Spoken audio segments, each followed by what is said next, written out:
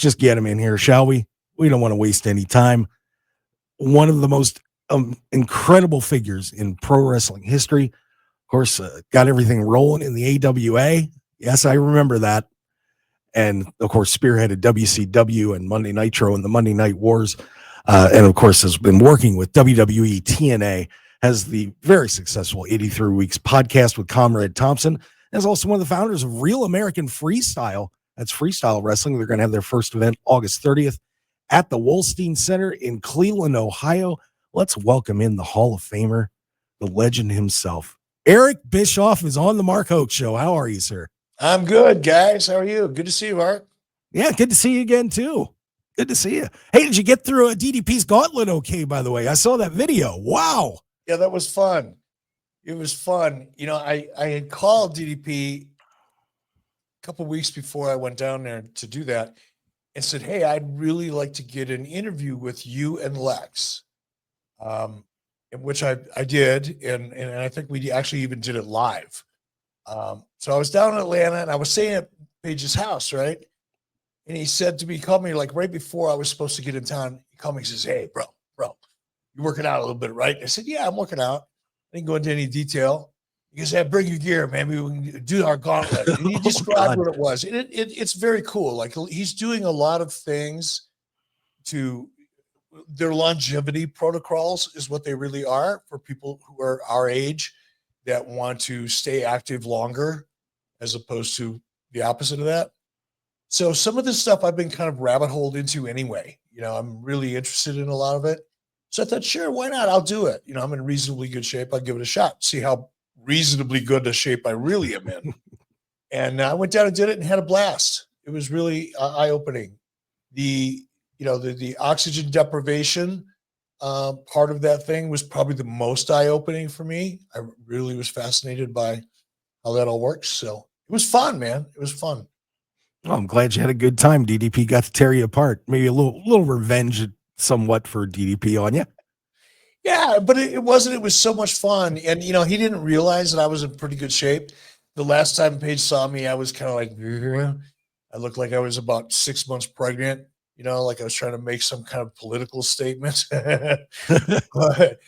but I've dropped about 30 or 35 pounds and put on some lean tissue. So it was a shock to him. So that part of it was fun.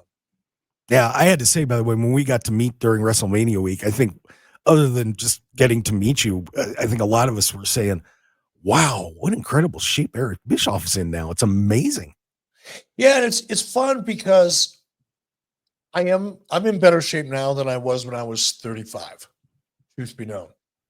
In many ways, maybe not in every way. I've lost some flexibility along the way because I haven't focused on that. I can gain it back pretty quick because I'm naturally fairly flexible. But other than my flexibility, and probably my cardio isn't quite as good as it was when I was in my 30s because I was doing a lot of running back then. I'm not now. But overall, metabolically, I'm in way better shape, man. The carnivore diet is what started it. I got into the carnivore diet and I started seeing these physical changes in me and the way, more importantly, the way I felt. Had more energy, which means I could actually want to do more. And it's just like this compounding interest kind of thing where you make a little bit of progress in one area and then you can make even more in another. And it just kept building and building and building. And then I got into the weight training rabbit hole, which I've never been in my life. I've never like touching weights. I'd do it for like 3-4 months, maybe, and then not. But now it's like I actually enjoy it. It's a great mind-body connection for me. I'll have to get some advice from you on that because I need to get in some decent shape now too. But yeah, it was complicated for me, man. The biggest challenge is in your head. Once you get past your head, the rest of it's fun. Your head's like the biggest obstacle, and I've been fighting that bastard for about 20 years. I think I finally kicked his ass. There you go. Well, I wanted to talk to you a little bit as we get started, and we mentioned about the AWA days. You know, your beginnings in getting into pro wrestling. Just fascinating. And tell everybody a little bit about how that whole thing happened and how you got involved in the AWA. Yeah, it was, either destiny or happenstance, depending on your look on life. I lean into destiny. It was supposed to happen, but it was abstract because I had never for a single moment of my life had I ever had a nanosecond of thought within the neurotransmitters of the deepest parts of my brain about getting into the professional wrestling business. This is nothing, it never occurred to me. But I was primarily, I've been in sales for the most part all of my life. Once in a while I'd step out and do something else, but for the 90% of my total career, starting at about age 16, I've been in one form of sales or another. And I had this project, this idea, me and Sonny Ono, longtime, lifelong friend, generational friend. Sonny really came up with this idea, but we collaborated a lot on it. And it was a kid's action game called Ninja Star Wars. It was like, think about, paintball, but instead of paintball guns, you got these little ninja throwing stars that are made out of Velcro, and they stick to your felt vest with your little ninja character. It was really kind of a cool idea, really. But we went into that business and ordered like 5,000 games and had them shipped over from Korea. We're like, oh, we're going to make $1 million. And we went, okay, now they're here. How do we sell these? Like, we never got to that part. We were so excited about the product that we never thought through a marketing plan. It was like, wow, we'll figure it out once they get here. Okay, now they're here. What are we going to do? So we tried a bunch of different things, and some of them worked really well. Like my wife and I would go to malls where they had these stores called GameStop back then. I don't know if they still have them. I haven't been in a mall in a long time. But my wife and I would demonstrate the game. We put on the, little eye protectors with the ninja, Karate Kid kind of gimmick on the top, and we'd have our felt vest on. And my wife and I are out there in front of the store playing tag with these games. And people walking by would go, oh, that looks fun. I'll buy one.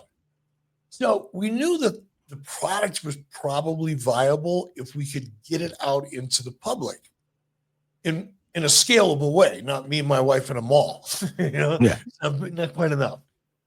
So at that time, I lived in Minnesota, and Vern Gagne in the AWA had a show on ESPN Monday through Friday at 3:00 in the afternoon, Central Time. And I was a sales manager for a food processor. I had about anywhere from 12 to 18 salespeople working for me at any given time. So I was moderately successful, I guess, and doing okay. It was, not making a ton of money, but I wasn't hurting either. I was just comfortable, especially at that age. Like it didn't take much for me to get comfortable. So still doesn't, to be true. So I said, hey, I was an amateur wrestler in Minnesota. I wrestled at Minnetonka Senior High School on the varsity team my senior year, JV my junior year. And because of my participation in amateur wrestling, I became acquainted with Vern Gagne because Vern was a really big supporter of amateur wrestling in the state of Minnesota. Tied very closely to the University of Minnesota, was very much involved from a financial support and public relations perspective to help build the University of Minnesota wrestling team. So I thought, hey, I'm gonna play the professional wrestling card, or excuse me, the amateur wrestling card, and say, hey, Vern Gagne, my name's Eric Bischoff, and I wrestled for Ray Christensen at Minnetonka Senior High School in 1973. And man, he used to help us out a lot. We were raising money for our team, and I was just wondering if I could get a meeting with you and show you an idea I have. It's basically what I did. And Vern responded, and I had that conversation. Had a meeting with Vern probably the next day or two, demonstrated the game, pitched him an idea. I said, I'll produce the commercial, which I didn't even know how to do at the time, but I said, I'll figure it out. I'll produce the commercial. I'll give it to you. You put it on your show Monday through Friday. We sell the games via 1-800. Here's how much the games cost me. Here's how much the shipping and handling is. Here's how much profit we make. We'll split it 50-50. Vern said, sure, I'll do that.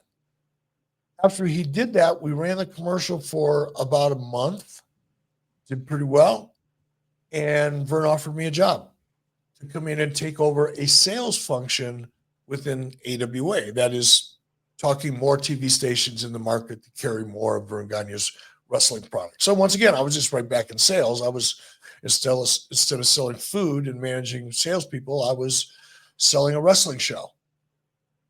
Oh, it's incredible. And Yeah, it's being in the right place at the right time. I had this much actual real connective tissue to Vern, but I wasn't afraid to try to play it.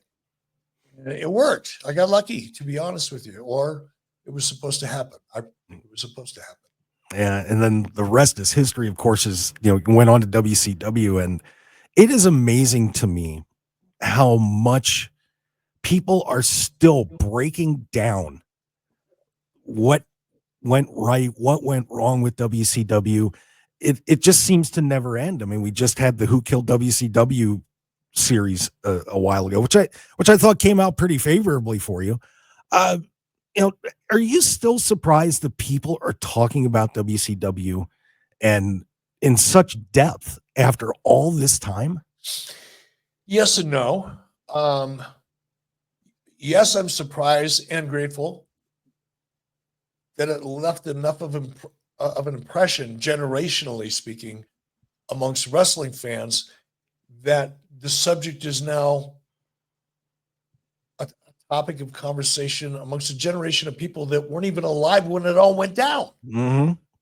And I think that's fascinating. And it says a lot to how important that time, that era, that Monday Night War era was such an important evolution in the industry, even as we know it today. Had it not been for the Monday Night War era and all the craziness that went on in both companies competing for that 18 to 49-year-old demo, that's not how it started. It started with WWE focusing on teens and preteens. I couldn't beat them at that. They were too good. They had a lock on that in every way. But they were underserving the 18 to 49-year-old audience. So I made a creative decision to go after the audience where I at least had a chance. And we won them fast. We owned them for a long time until Vince McMahon went, ooh, we've got to change our formula. Our formula for teens and preteens isn't working. We need to do what Eric's doing. He would never say my name, but we need to do what Ted's doing. Because Vince, and I understand this as a man, especially as an A personality, which I am, and so is Vince, and so are a lot of people I work with. You're out there. Entrepreneurs generally are, right? Vince, I think, was okay admitting that he was getting his ass kicked by Ted Turner because Ted Turner was so much bigger and he could be the babyface underdog, right? He could be the sympathetic babyface in his story. So he was comfortable talking about that. He didn't want to admit that this guy that, he tried to sell a broom, a couple of years earlier was just spanking him like a little spoiled baby. And that was hard on his head to admit that. Still is to this day. Sorry, Vince, get over it. Don't be a bitch. Well, one thing that came up recently, and when I asked this question at the press conference, Tony, about WWE scheduling on top of AEW events, you went right at Vince McMahon. Now, you guys could have gone a different night. You could have done things totally differently, but you chose to go heads up on him. And now we're kind of seeing that a little bit today with WWE going after AEW. What are the positives and negatives of going head to head like that?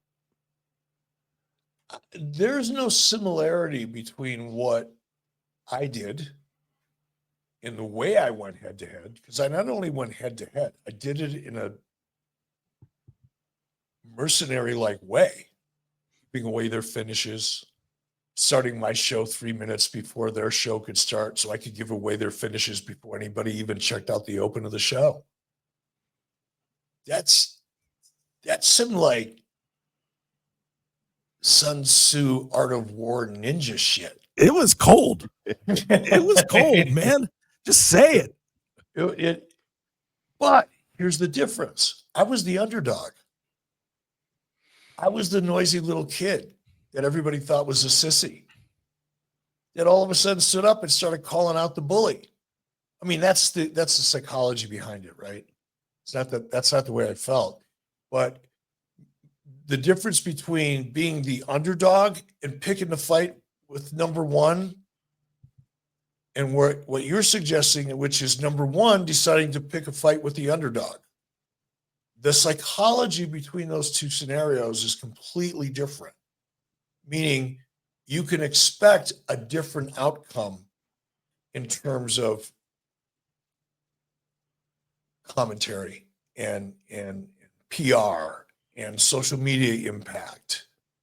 Now you're a bully picking on number two. You're making the number two a sympathetic baby face, which right now nobody really wants that either, because it is what it is.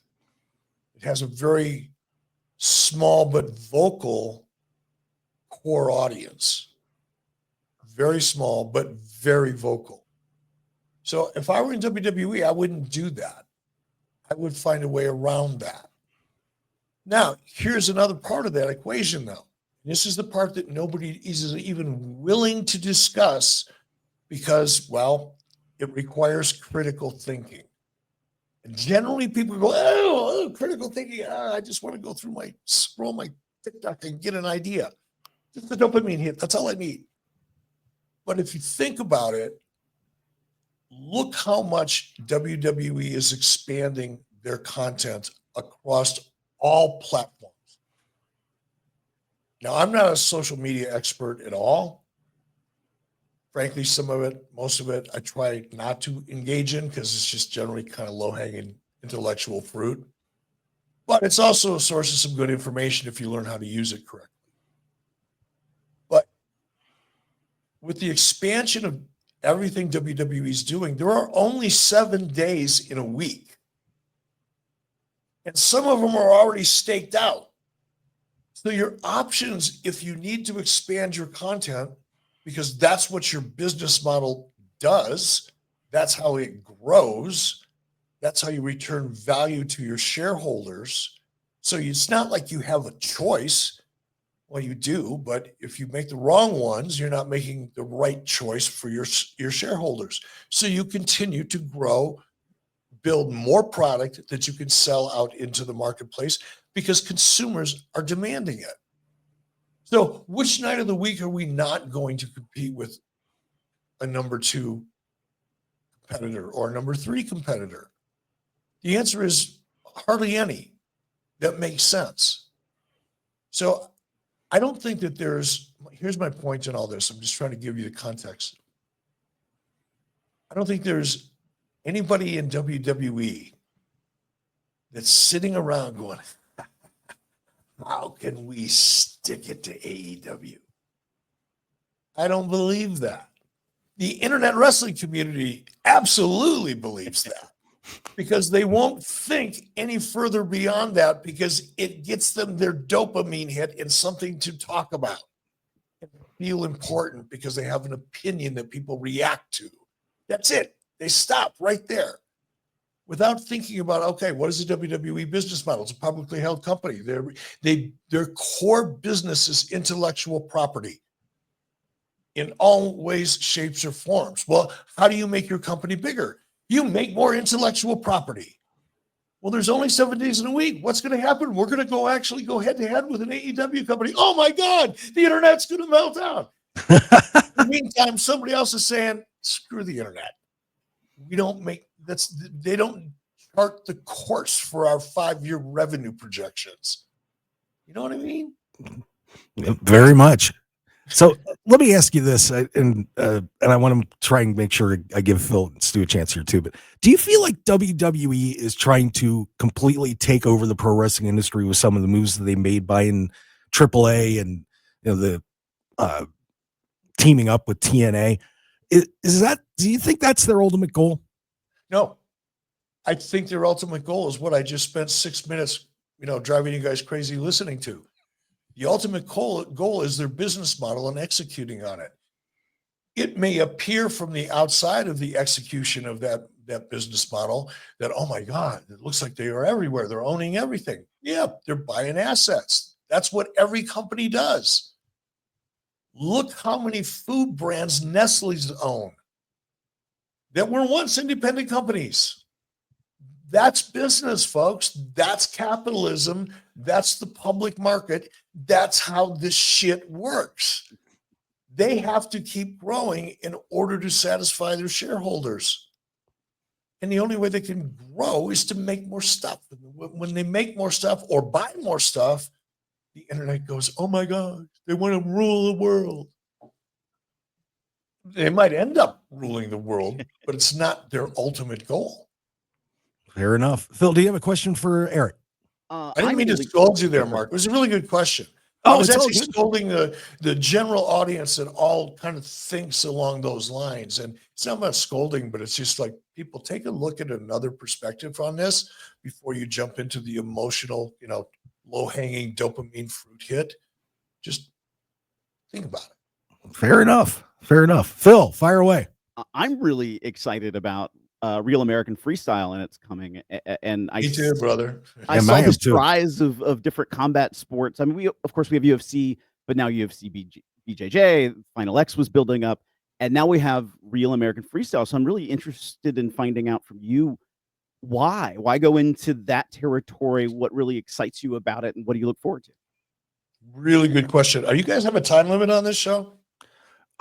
If you want to stay for the whole hour, I'd love to keep you on. I was told we got a lot of stuff to talk about, and as you've not noticed, I talk a lot. Yeah, I know. I'll do my best. No, if you want to stay the whole hour, Eric, you're more than welcome. We love I got nothing. I'm fine. So okay, I do have to take a commercial break at some point here. So you just let me know when. Okay, we'll do. About April, somewhere in there, I got a call from Hulk Hogan. He had a business partner in Real American Beer, a young man by the name of Chad Bronstein. Chad's a very successful entrepreneur. He's really, really a uniquely gifted business person. Very young, too. It's impressive. But anyway, they called me one day and said, hey, and by the way, Chad, Hulk's other partner, was an amateur wrestler. He's grooming his son to become, 8-year-old son to become an amateur wrestler. So he's very much in that world and believes in it and sees opportunity there. So they had talked about, Chad and Hulk had talked about, hey, what if we, produce this, freestyle wrestling idea for television? And Hulk said, sure, let me call my friend Eric. They introduced the idea to me, and I saw the picture immediately in my head. I saw the opportunity immediately in my head. I wrestled in high school. 2 years out of high school, I wrestled AAU, which was Amateur Athletic Union back then. It was the sanctioning body before USA Wrestling, I think.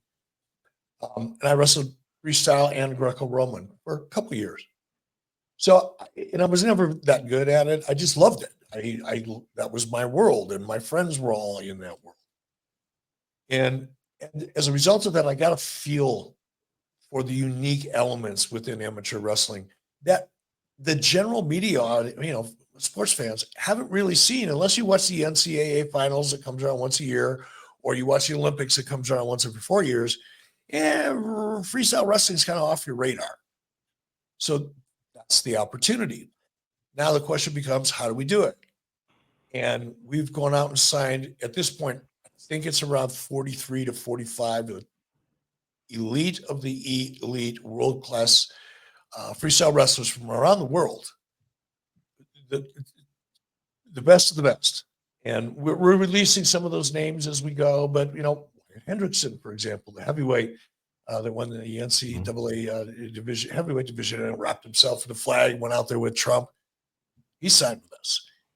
Kennedy Blades, silver medalist in the Olympics, she signed with us. Real Woods, just Bo Nickel, by the way. One of my favorites. Chael Sonnen is our color commentator. People know him from the UFC. We're going to be announcing our play-by-play host on Tuesday. Our play-by-play, commentator on Tuesday to work with Chael. Super excited about that. We've got a big, freaking big announcement coming out July 21st. That's should fire everybody up. And I put together one of the best production teams I could to present this thing on television in a way that's going to make people go, wow, I didn't even know this existed. We can do that, we win. I can't wait. I wrestled in high school too, and big Penn State fan, and went to North Dakota State too. We had a pretty good wrestling tradition. So yes, so I cannot wait for this. I it's going to be wrestling awesome. People from North Dakota. Every one of those, every single time I find myself in a tournament with somebody from North Dakota, I guarantee you they grew up in a barn. Yeah. They've been throwing 120-pound hay bales around since they were 9. Mm-hmm. And you were one of them. They have like gorilla grip. They look kind of arm skinny, like they're not really that impressive. They don't come to the ring or the mat all jacked up and looking that strong. And then they get a hold of you and it's like, mother of God, what am I doing here? Yeah, I learned that real quick up there too with those guys. That's for sure. All right, we got to take our first commercial break, but we're going to have Eric Bischoff apparently for the whole hour, which I am thrilled about. So stick around, everybody. The legend himself, Eric Bischoff, joining us here on the Mark Hoke Show. Stu Meyer, Phil Stamper, along with me for the ride. We certainly appreciate it. Stick around here on KDAWN and the Odyssey app for more of the Mark Hoke Show. We'll be right back.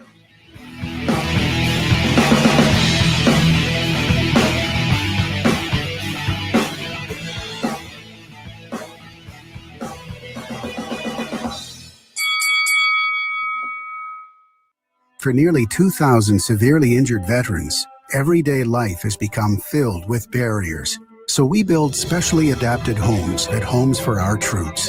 And thanks to our donors and supporters, this life-changing gift of freedom is provided mortgage-free to these veterans. But we need you to join us too in completing this important mission. Please visit hfotusa.org and help build homes and rebuild lives. Lowe's knows how to set off your July 4th with savings. Right now, buy one, get one free on select one-coat coverage interior paint via Visa gift card rebate. Plus, get 2 select 2 or 2.5 quart red, white, and blue annuals for just $15. Hurry, these July 4th deals won't last long. Lowe's, we help, you save. Valid through 7/9. Selection varies by location. While supplies last, excludes Alaska and Hawaii. More terms and restrictions apply. See Lowe's.com/rebates for more details. 101.5 FM KDAWN. This is the Mark Hoke Show. The Mark Hoke Show. Here again, your host, Mark Hoke. All right, let's get back to it. The best in pro wrestling news and entertainment on KDAWN 101.5 FM. The talk of Las Vegas, also streaming on the Odyssey app and live streaming on YouTube, X, Facebook. Just look up the Mark Hoke Show. You'll find it, guaranteed. And we've got bonus time with one of the great figures in pro wrestling history, Eric Bischoff, of course, from Ad Free Shows, 83 Weeks podcast, and just, well, he's all over the planet. That's just you try to hide in Wyoming, but it doesn't work out, does it? No, but I've been blessed and I've been able to get a lot of the stuff I do, I'm able to do from home. Technology, just something as simple as StreamYard or Zoom has made it a lot easier to be able to be remote for me because of the nature of my work.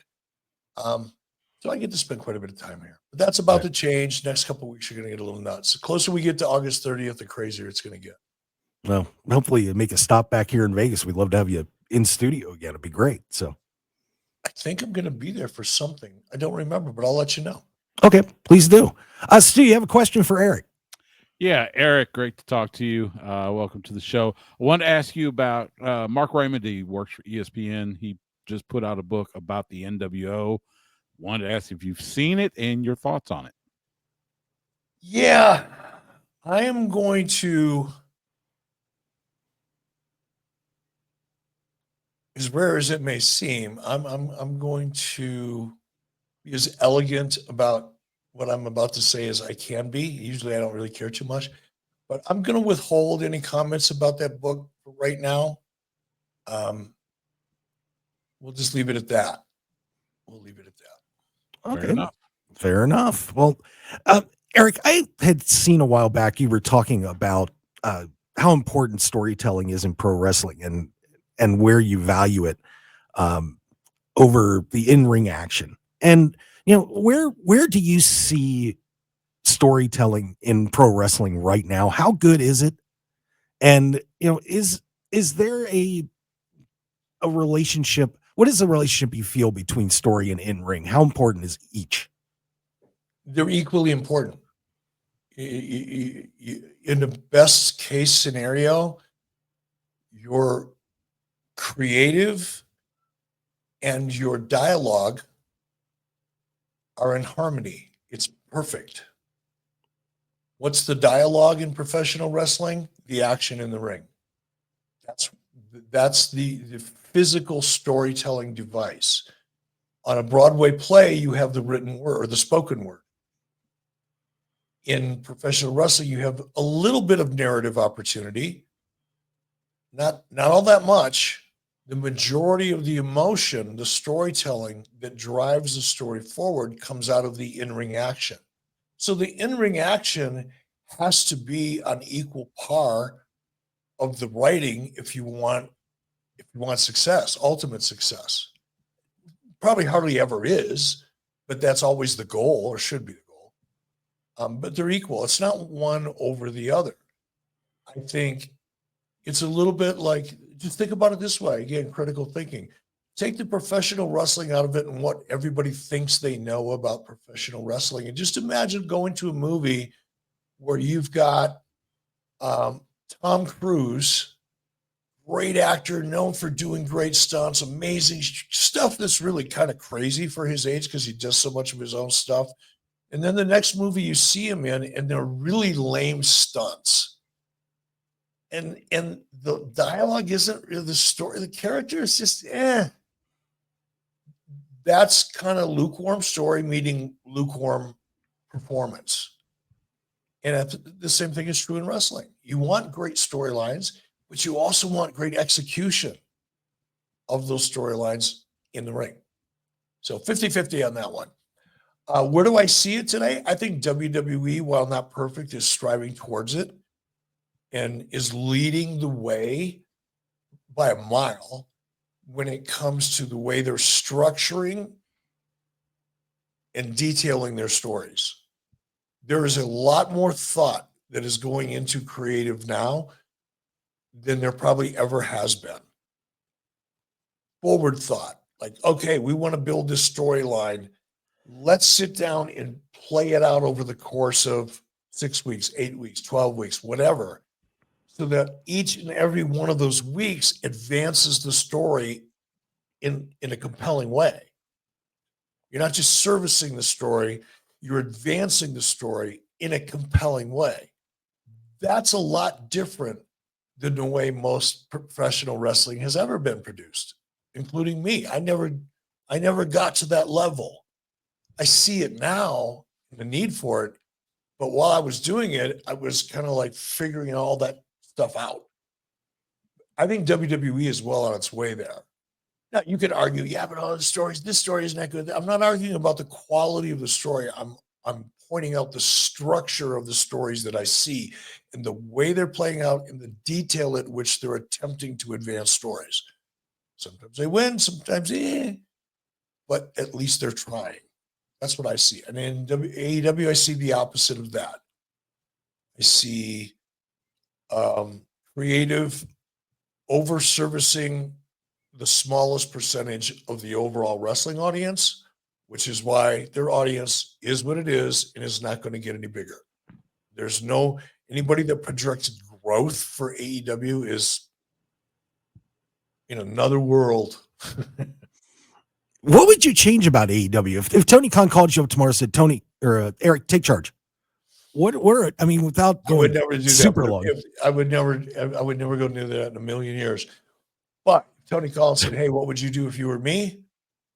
I would say focus as much on the quality of your storytelling, not to satisfy the small little handful of people that will be satisfied with just about anything you do, including biting the head off of a chicken live on TV. That's not the driver you want. You want the broader audience, and the only way to get there is to be more disciplined and discerning over your creative.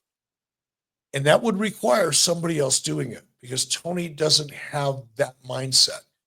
Nobody there has the experience or the approach or the vision to take AEW in the direction it really needs to go. There's nobody there that's equipped to do it, which is another reason why it doesn't get done. Because they don't want to bring anybody else in that does know how to do it. Because perception gets all fucked up. Sorry, didn't know if I could drop F-bombs, but No, actually, that's your third time I had to dump you now, so it's all all good. right, sorry. Yeah, it's I'll okay. be more cognizant of that. You know about those FCC fines? Come on. Yeah, but I just keep forgetting that we're usually I'm know. just doing my podcast and I can say anything that doesn't land me in court or jail. It's all But good, bro. This is a little different. So anyway, that's what they would have to do, but it'll never happen. That was going to be my point. I don't need to spend all the time beating it up. Tony's goal, his vision, does not necessarily coincide with growing the business at the expense of it appearing like he's not the one calling all the shots. I know that sounds weird, but it's not that unusual. Fair enough. Interesting answer there. All right, let's get our last commercial break in, and then we'll be able to run this the rest of the way with Eric Bischoff here on the Mark Hoke Show. Fascinating discussion about pro wrestling with, well, one of the few people that have really ever been there and getting the job done. Stu Meyer, Phil Stamper, Eric Bischoff with us on the Mark Hoke Show. We will be right back. Stick around as we wrap it up here on KDON 101.5 FM, the Talk of Las Vegas. Stick around, everybody.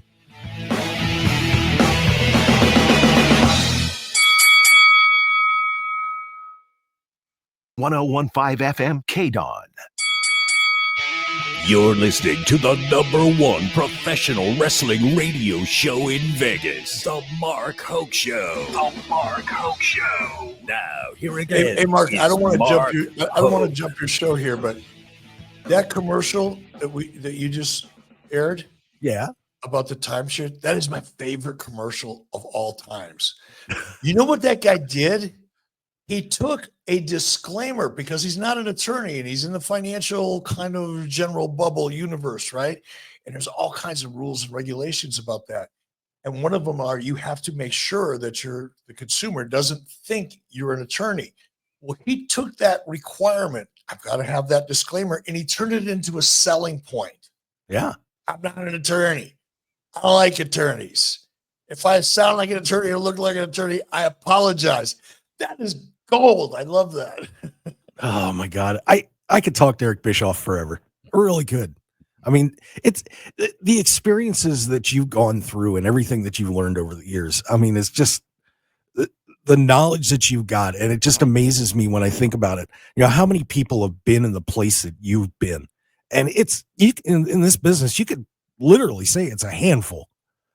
I mean, the learning that you have taken in and give out on your podcast and everything else, man, it's fascinating. And you didn't even plan to do it. That's the crazy part. Yeah, that's fun, right? You gotta have faith. Yes, you do.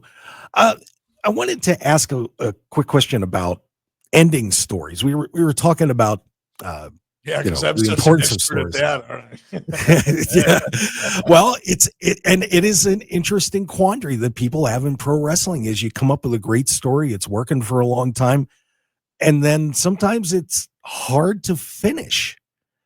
What do you do to try and make sure that you properly finish a story? All kidding aside, and it's funny because I say this, and I know it sounds like he wants a job in wrestling, which is like nothing farther from the truth could be out there. But I've learned so much more because of what I experienced. It was all learning on the job. It was trial and error. There was no handbook. Nobody, as you pointed out, I was in a unique position that nobody that I've ever heard of had been in before. And a lot of it was just timing, and it was just opportunity and the way things went down. Right place, right time. But because I had enough support and time to learn what I didn't know, or at least get a feel for what I didn't know so that I could make better decisions, that was a lot of knowledge gained by experience, good and bad. And that just took time. But now I can look back at it and go, oh, that's how I would apply what I went through back then. This is how I would apply it today. This is what I would have done better today that I didn't know how to do back then, but now I do. So, so I think about that stuff a lot. And it applies not only to wrestling, but, so many different aspects of life and just things that are happening and growing. And changing the world every day as right now we're undergoing so much radical change so fast, our brains can't even comprehend it. We had 10 years to get used to flip phones. And now you've got mega computers in your pocket or on your watch. It's crazy. We haven't wrapped ourselves around it as a culture yet. It's happening so fast. So it's fun. It's like an action film. It doesn't stop. All right. Stu, do you have another question for Eric? Yeah, Eric, you just mentioned about learning on the job, the years that you did this. What's the biggest lesson? And you go all the way back to your days in the AWA. What's that one lesson that you learned that you carry with you to this day in your current iteration, with 83 weeks and Conrad and such? Better than, less than, different than. That was the thought that crossed my mind when I was sitting in a room 2 hours after Ted Turner handed Nitro to me on my lap unexpectedly, sitting in my room in a way that I was kind of concerned because I didn't know what to do. How do I do that? I've never done that before. Nobody's ever said, here, go create a new 2-hour show. What? I had an idea how to do it, but I didn't know. I'd never done it. So I'm sitting in my office and I said, okay, how can I be better than the WWE? I couldn't come up with a way. They were too good. They'd been there too long. They were the incumbent. They were number one. I was number two. I might as well have been number 222. The disparity was about the same as is between WWE and AEW today. That's what I had to start with. So I thought, well, I can't be better than them. I don't want to be less than them. I'll be different. I'll go after the 18 to 49-year-old demo because they're not. That's different. That's never been done before. Wrestling had always tried to appeal to teens and preteens because that's generally where the money was. Ticket sales in your local arenas, T-shirts, gimmicks, merchandise, pay-per-views. All of that was driven by teen and preteen audiences that mom and dad paid for. That was the business model of WWE and WCW. They were just so much better at it. So when I went to 18 to 49, boom, now I'm different. How else can I be different? Their tape. I'll go live. Boom. Now I'm that different. That's where the idea of better than, less than, different than came. And I've had so many people over the years to this day reaching out to me who are really successful business people who said, dude, when you said that, it made sense to me. And I figured out how to move forward in my business or just think through things differently. And that's pretty cool. So that would be it. It's funny that I was watching a Nitro or a Monday Night Raw with Jimmy Hart one time at his bar. And he said almost the exact same thing. He said, be different. Be different.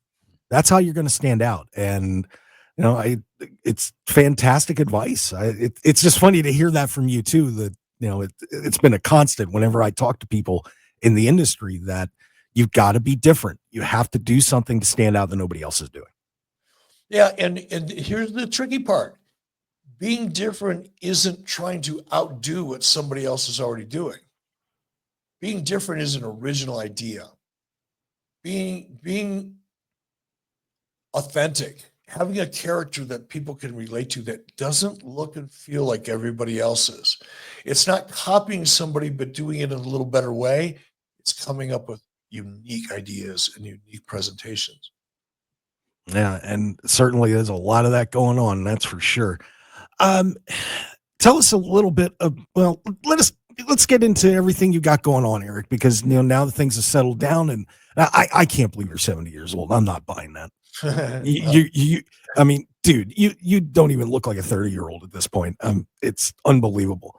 But tell everybody what about all the projects that you have going on. Just a reminder about the Real American Freestyle and 83 weeks and so on.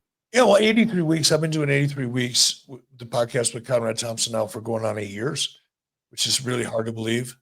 because it's nothing but fun for me. I will always do this podcast as long as Conrad wants to do it, because I just enjoy it. And I enjoy Conrad, and I learn a lot from Conrad, even in the course of, a podcast wrestling conversation. He's a very smart dude. So I've learned to really love Conrad. He's a good human being. On top of it all, he's a really, really good person. So that's always going to happen. Real American Freestyle is really, there's one other project that I'm developing. It's a film project, early stages, as a producer, not a writer or anything like that. But really, Real American Freestyle is my focus. It's getting fun. It's a big challenge. I'm not naive. If you look at the odds of people who have started professional sports leagues, so nobody's stupid about that. Or investors are well aware of the risks, and as a team, we know every day we're fighting for survival, because when you establish in any new business, particularly something in the sports space, it's a lot. So we'll see, but I love it. I love every day of it. And we're surrounded by really high quality, committed, good people. Right in there. Looking forward to it. All right. Well, Eric, an honor to have you on the show. And I want to thank you for all the extra time, too. It's certainly appreciated. We got to do it again. We gotta. Yeah, we're only gonna do it again. Are you gonna teach me how to use music to shut me up? Because if I give that button to Conrad, you're never gonna hear a word from me. Thank you, guys. I'll do it anytime with you, Mark. You know how to reach me. All right, sounds great. All right, Stu Myrick, Phil Stamper. Don't forget about those guys as well. You can follow Eric at Bischoff on X. Stu is at Stu Myrick, and Phil Stamper. Trust in Phil. I still don't trust Phil, but it's okay. All right, guys. Have a great day, Las Vegas. Follow me at Mark Hoke Show, Facebook, The Mark Hoke Show, YouTube, The Mark Hoke Show. Just look up The Mark Hoke Show. You'll find me.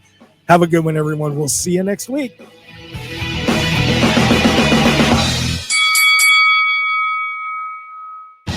Want more of The Mark Hoke Show? Follow us on Twitter at Mark Hoke Show, like us on Facebook at The Mark Hoke Show, and visit markhokeshow.com to keep up with everything happening with the show.